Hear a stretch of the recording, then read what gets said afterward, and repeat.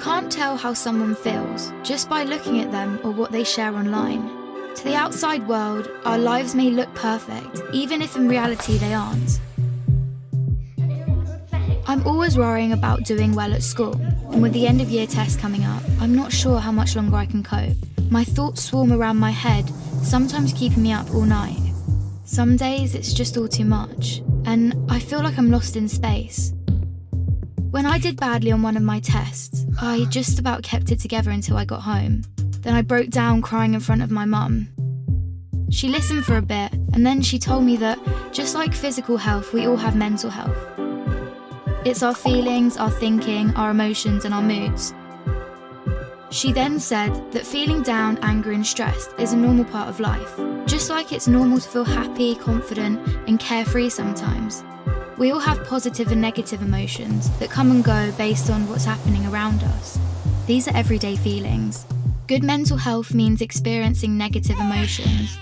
It's not always about being happy. Mum can relate to the feelings of stress. So when Mum suggested I take a break from everything and do something I enjoy, I actually took her advice. So I made myself a hot chocolate, snuggled up in a duvet and watched a film. And you know what? Afterwards I felt so much better. Mum should take her own advice. Most of us only ever share the good things. We don't like to share how we really feel. Every morning when I wake up, negative thoughts stream through my head. Getting out of bed and pretending I'm okay takes all the energy I have. As the day goes on, the negative thoughts turn from a stream into a river. The water rushes through my head so loudly it's hard to concentrate in lessons. And some days it's so bad it feels like a waterfall that's trying to pull me over the edge. Everything is so overwhelming. I didn't think my friends would understand if I told them how down I was feeling. But when Sasha opened up to me about how stressed she was feeling, I told her. I wasn't sure how to bring up how I'd been feeling, so I started by saying that I didn't feel like myself. Just her listening made me feel like she understood.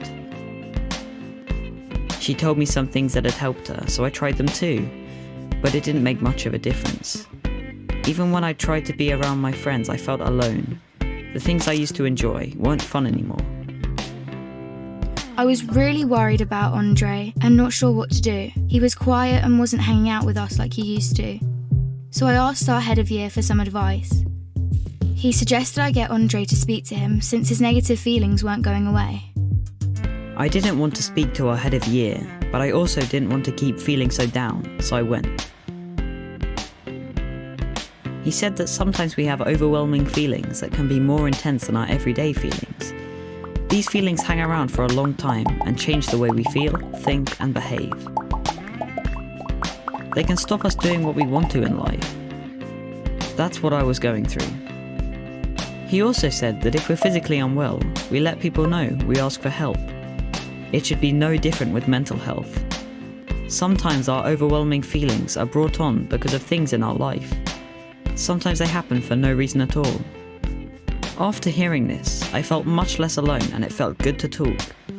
Scientists have found exercise can help when you're feeling low, so our head of year encouraged me to sign up to the school football club, which Sasha was already in. I still have days when the river is there, but now I'm beginning to understand my mental health. I'm learning how to cope. Our head of year reminded me that my friends, family, teachers, and lots of others at school are there to help just as much as he is. I had no idea the people around me could be so understanding. And while it's not always easy to talk about my mental health, the person I'm talking to might be able to help. If you don't feel like talking, that's fine. You could try writing, sports, reading, art, music, playing with your pet, whatever makes you feel better.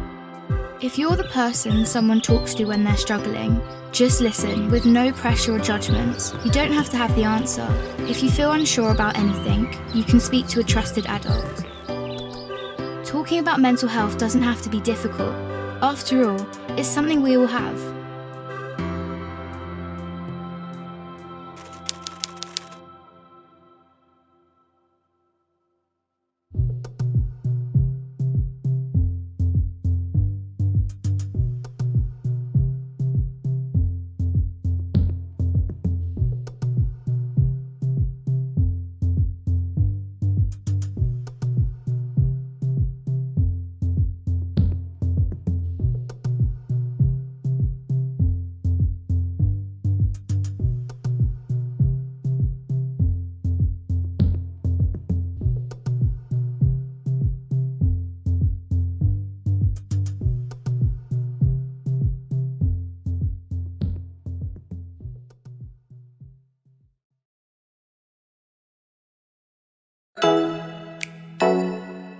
you.